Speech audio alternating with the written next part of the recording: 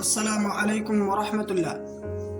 دوستو، آج کا یہ ویڈیو حاجرہ نام کے متعلق ہے۔ حاجرہ نام رکھنا کیسا ہے، اس بارے میں جاننے کے لیے اس ویڈیو کو آخر تک دیکھیں۔ حاجرہ نام لڑکیوں کے لیے خاص ہے، فیمیل ناموں میں سے ہے، اور حاجرہ نام عربی کا بہت پسندیدہ نام ہے اور نئے و پرانے ناموں میں سے ہے۔ حاجرہ نام ابراہیم علیہ السلام کی بیوی کا نام تھا، یعنی حضرت اسماعیل علیہ السلام کی والدہ کا نام ہے۔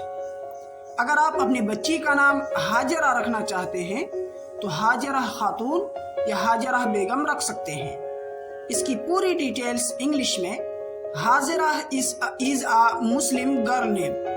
Hajirah name meaning is the one who migrates.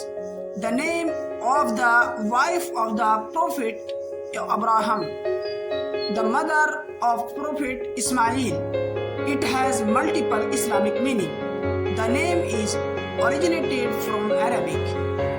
تو دوستو، یہ تھی حاجرہ نام کے متعلق کچھ جانکاریاں۔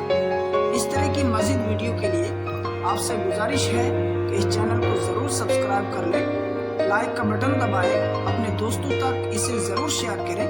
شکریہ۔